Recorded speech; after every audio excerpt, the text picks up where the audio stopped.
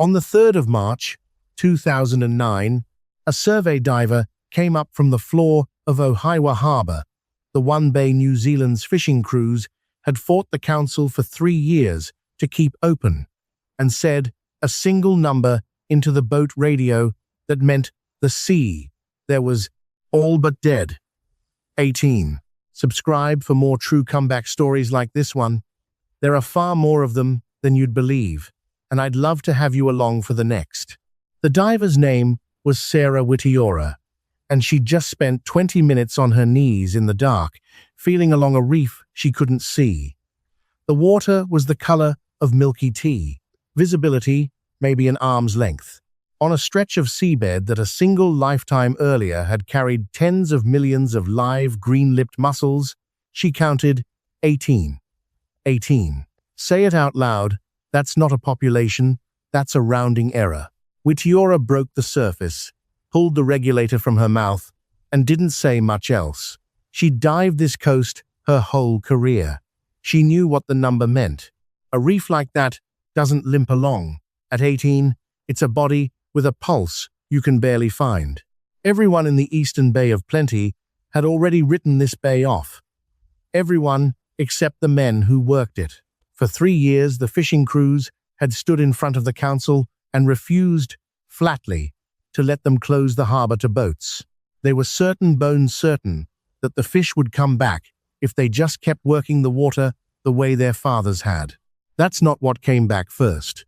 What came back first was something none of them were looking at. And what happened in that bay over the next 4 years is a thing the marine scientists at NIWA, New Zealand's National Water Institute, will still tell you quietly, off the record, they cannot fully model. They have the survey sheets, they have the numbers, they simply can't make the numbers behave. I'm Peter, and this is the full story of how 18 shellfish turned the most hopeless bay on the coast into the fastest healing patch of ocean anyone had measured. We'll walk through the collapse. We'll get to the one simple mechanism almost nobody has heard of. And we'll get to the morning the whole bay switched back on. But first, what this animal actually is.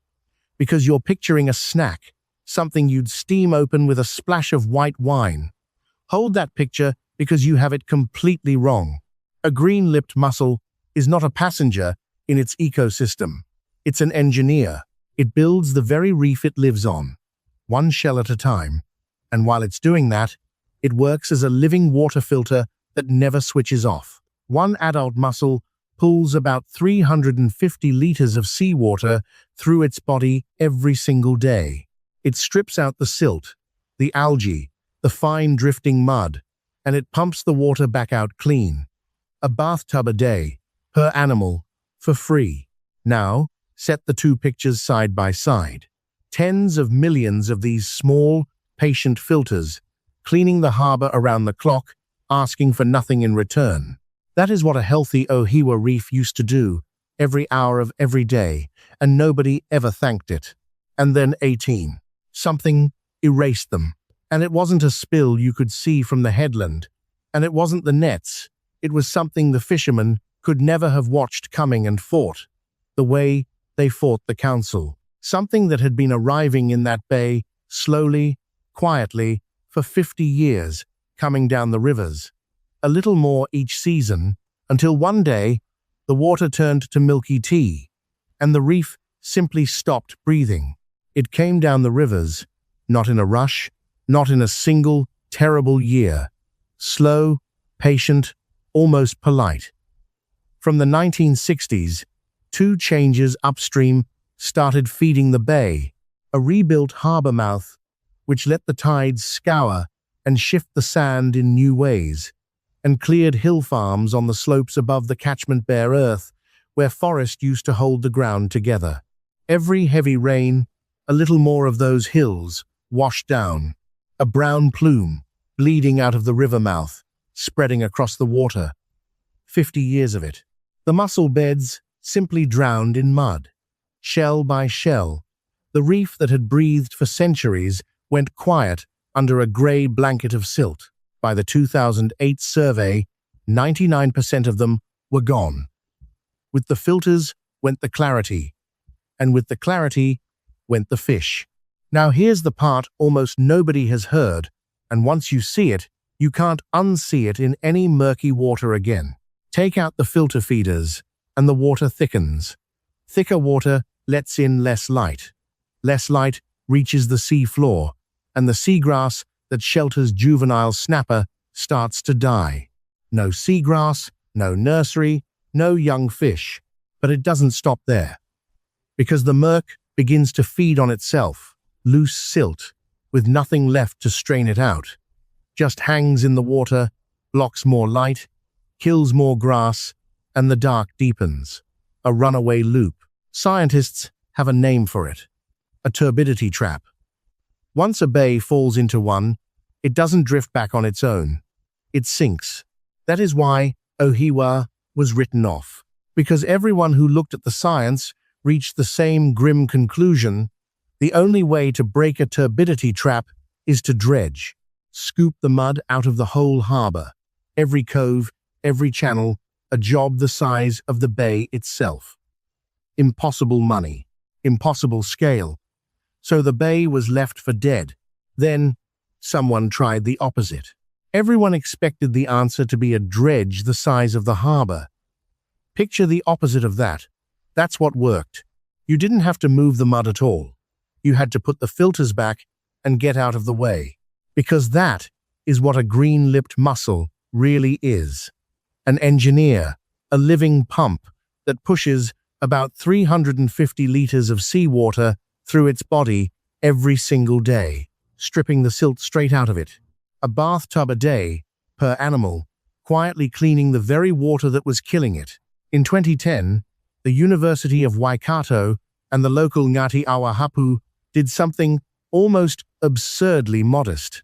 No machines fighting the sea, no grand engineering. Just under 2 tons of seed mussels, laid by hand onto a bed of old shell in a single quiet cove. Gloved hands, buckets, a few people wading in shallow water, tipping young shellfish down onto the reef their ancestors had died on. 2 tons, in one cove, against an entire silting harbor. Think about what that number actually was. A lifetime earlier, this coast held tens of millions of these animals. The survey diver had counted 18, still alive, on the bottom. 2 tons sounds like a lot, until you set it against a whole bay full of mud, a teaspoon of hope in a very large, very brown glass of water. And then they did the hardest thing of all. They left. A small crew waded back to shore, and behind them, the cove sat empty and still.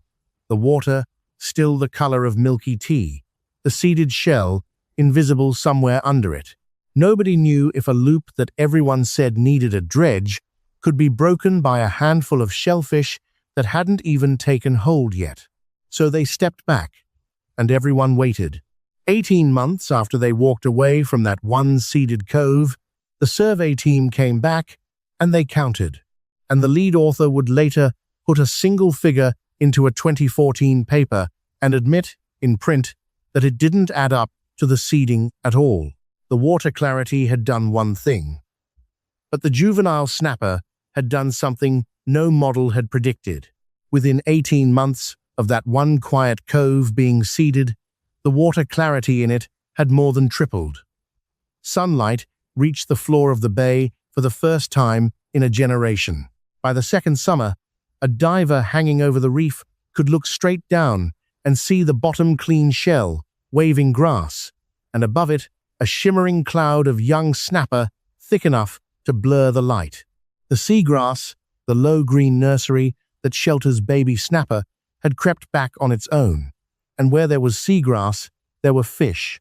When the survey team dropped their transects and counted, they did not find the gentle upward creep the models had promised.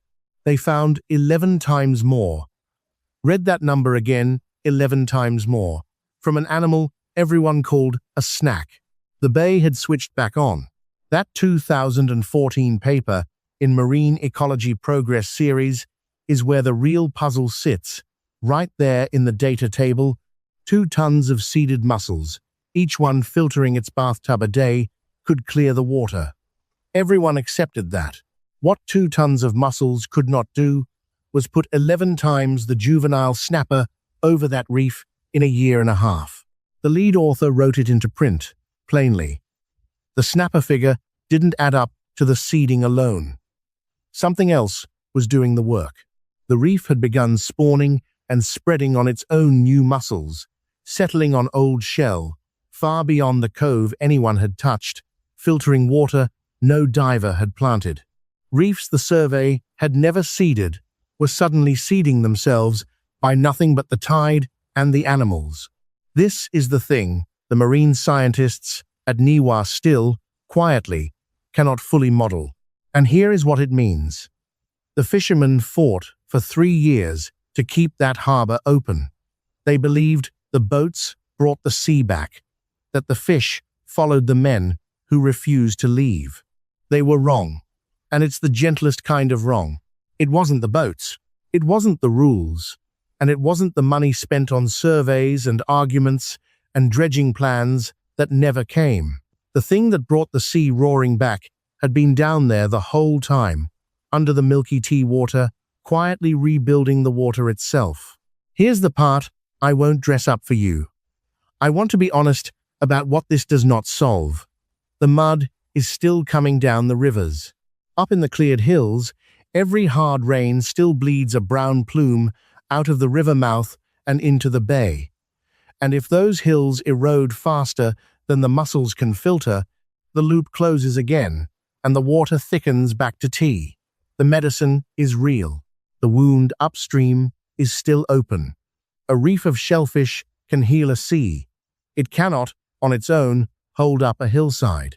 But there is one detail that outlasted the boats, and it's the part I keep coming back to. In the old Ngatiawa reckoning, the name of this place, Ohiwa, means the place of the watchful eye, the eye that once watched over the shellfish beds back when tens of millions of them lined these reefs and people counted on them the way you'd count on a field. The beds died, the people stayed, and the name stayed with them, meaning nothing you could point to for 200 years. The word waited 200 years for its animal to come home. They aren't the harvest here, they're the medicine. So think back to that morning, the 3rd of March, 2009. A diver named Sarah Whittiora, surfacing in water the color of milky tea, keying the boat radio, saying the only number left on a dead reef.